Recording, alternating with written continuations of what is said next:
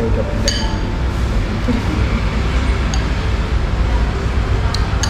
Ôi sao tập một con tích. Này tâm một con anh. Tập một con tích. Tâm một con. Này đi sẽ va sao ấy. Đa nhẹ đã che lại đa. Bắt đầu.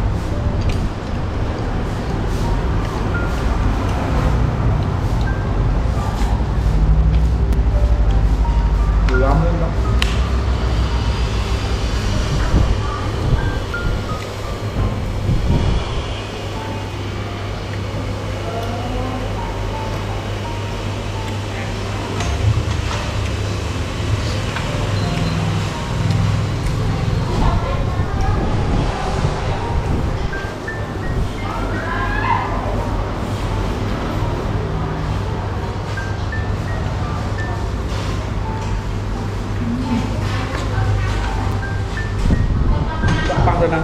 Không biết nào. Nó bạc tên nào? Bạc nó. Hơi nồng nồng.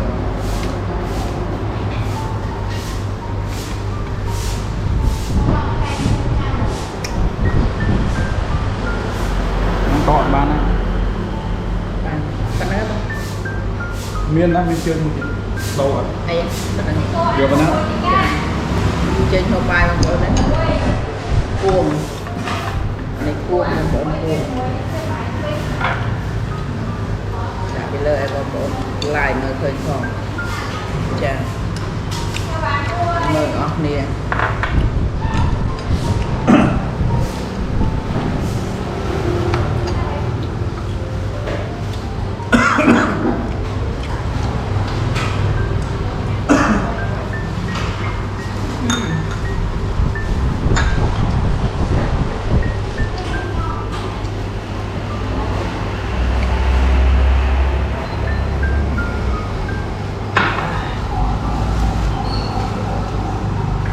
Của nhầm cái phong ở nơi lơ từ Kren Hồng Bình. Chưa nó phi giờ được khơi cả mùi.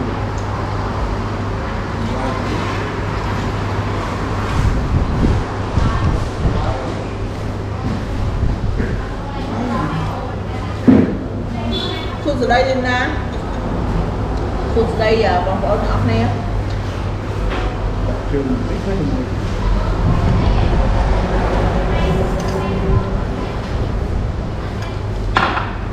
Đến na nhâm tệ đến nè. 2 y dễ 2 y dễ. Xuống từ đây Sophia rúa. Xuống từ đây Lina 2 Lina.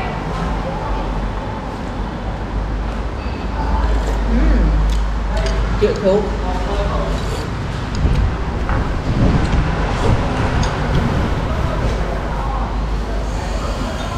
Tương chịu thuốc.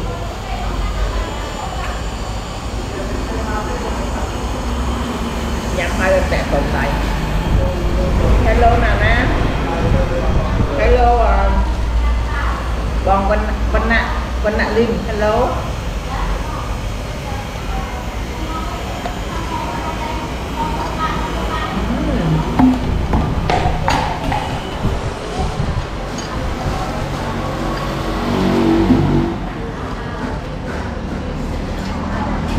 Tương chịu thuốc.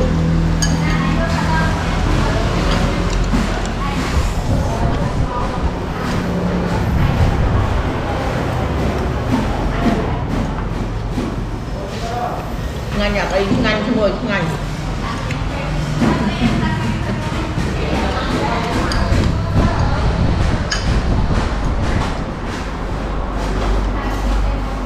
Hello ạ Tiếng.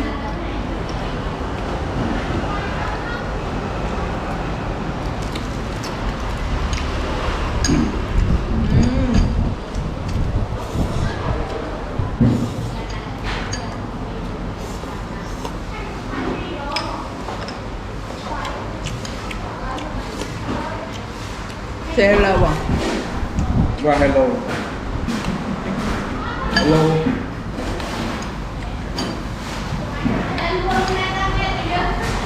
Ngắn không?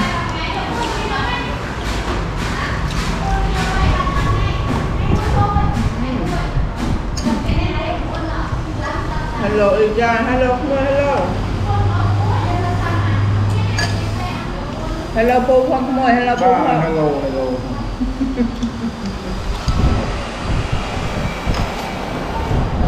Chụp chân bị ca nghe mấy.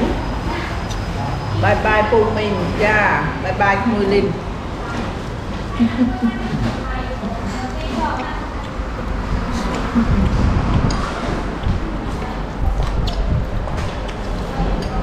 Nhưng mà ai không sợ đâu.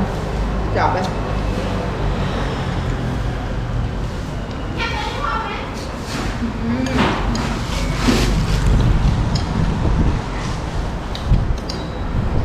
Này con phở rồi. Cuồng. Itu mah.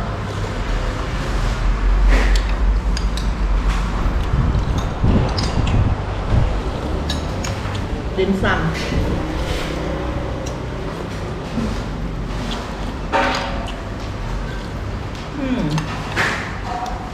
Yummy cha, yummy không? Ngay bằng cái nạt này.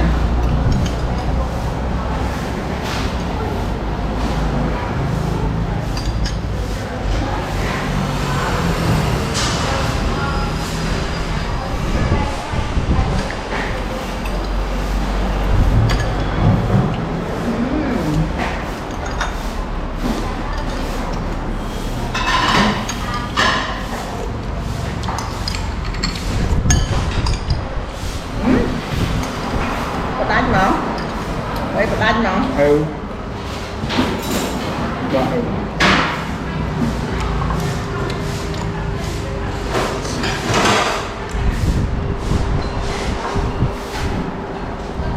Wow, tự tài này.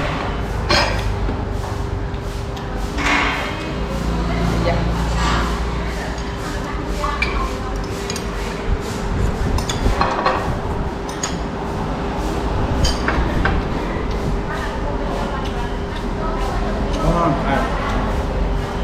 Sạc kia mùi nờ đi kia rung mà lại tích cho mình chọc chợ chắc đặt tập phi vậy nó chạy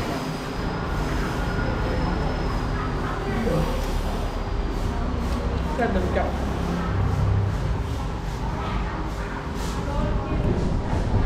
phi đi chọc ấy